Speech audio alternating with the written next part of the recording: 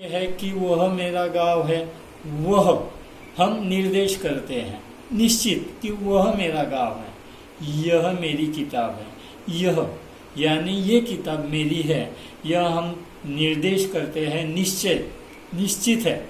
और इसीलिए वह निश्चयवाचक सर्वनाम या संकेतवाचक सर्वनाम उसे कहा जाता है। इसमें यह ये वह वे वस्तु के लिए भी यह मेरा मित्र है, वह मेरा मकान है, वह पेड़ है, वह किताब है, वह फूल है, यह मेरे मित्र का घर है। तो ये शब्द जो है वह निश्चयवाचक सर्वनाम कहलाते हैं।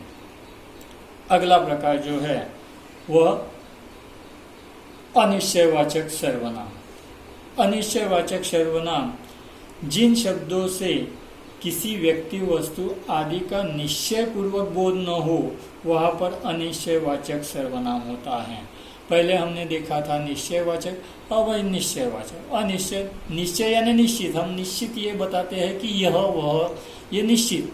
लेकिन जहाँ अनिश्चयवाचक, जहाँ निश्चित हम बता नहीं सकते, जैसे कोई, कुछ, किसी, जहाँ, ये शब्द जो है वह हमें निश्चित तौर पर बता नहीं सकते या संकेत नहीं कर सकते। कोई यहाँ आया था, कुछ किताबें यहाँ रखी थी। अब कुछ किताबें यानी किसी ने हमें कहा था, ये शब्द जो है वह हम निश्चित तौर पर बता नहीं सकते और वहाँ अनिश्चयता है। और अनिश्चितता जब पता चलती है तो ऐसे सर्वनाम को अनिश्चयवाचक सर्वनाम कहेंगे। उसके बाद पांचवा प्रकार जो है वह संबंधवाचक सर्वनाम। संबंध, इससे ही पता चलता है कि जो संबंध स्थापित करता है वह संबंधवाचक। जिन शब्दों से परस्पर संबंध का पता चले उसे संबंधवाचक सर्वनाम कहते हैं। जिन शब्दों से दो पदों के बीच के संबंध का पता चले उसे संबंधवाचक सर्वनाम कहते हैं। जिन शब्दों से किसी व्यक्ति वस्तु का एहसास तो होता है लेकिन उसका निश्चित रूप पता नहीं चलता, यहाँ अनिश्चयवाचक सर्वनाम उसे कहा जाता है। ये हमने देखा ही है।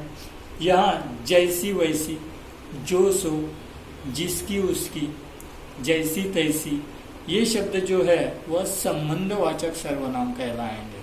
अब संबंध, जो पढ़ाई करेगा सो उत्तीर्ण होगा, जिसकी लाठी उसकी भैंस, जैसी करनी वैसी भरनी, ये शब्द जो है वह सर्वनाम एक संज्ञा या एक का दूसरे से संबंध स्थापित करते हैं और इसीलिए उसे संबंधवाचक सर्वनाम कहते हैं।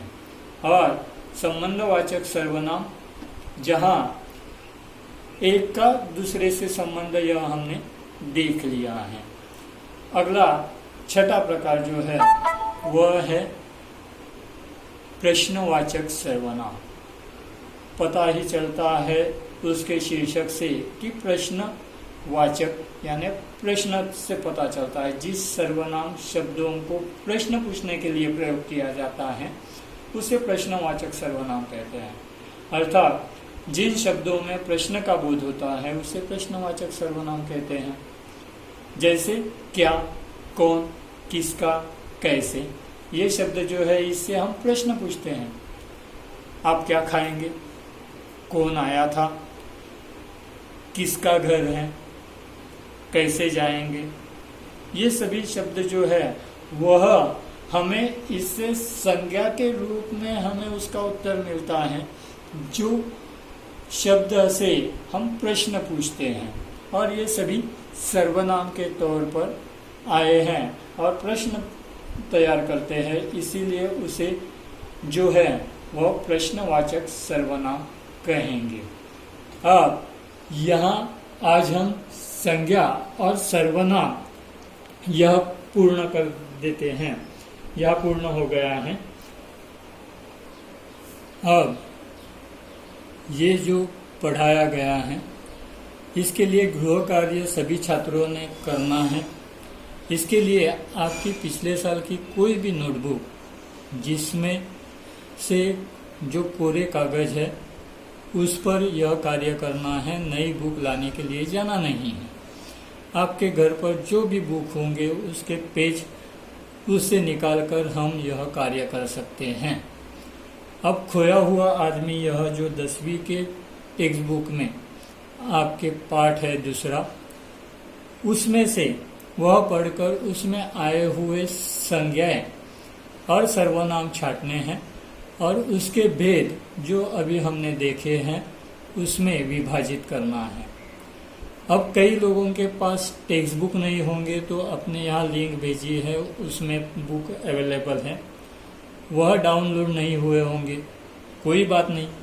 पिछले साल का अपना हिंदी का टेक्स्ट बुक है, उसमें जो पहला पाठ है उसमें आए हुए संज्ञा या सर्वनाम यह छांट कर लिखने हैं, लेकिन लिखने हैं। हमारे पास टेक्स्ट बुक ही नहीं था इसीलिए हमने लिखा ही नहीं, यह कारण नहीं चलेगा। जब अपनी स्कूल शुरू हो जाएगी तब यह देखा जाएगा और इसीलिए आपके पास जो भी टेक्स्ट बुक हिंदी का अवेलेबल है वह 9th का हो 10th का हो तो भी चलेगा। उसमें से एक लेसन यदि 10वीं का है तो खोया हुआ आदमी, इस पाठ को पढ़ो जिससे हमें पढ़ाई की शुरुआत भी आपकी अच्छी तरह से हो जाएगी। यदि टेक्स्ट बुक नहीं है तो 9 का बुक और उसमें से कोई भी एक लेसन के संज्ञा और सर्वनाम उसमें आए हुए छांट कर उसके भेद लिखने हैं। यह कार्य सभी को करना अनिवार्य है। धन्यवाद।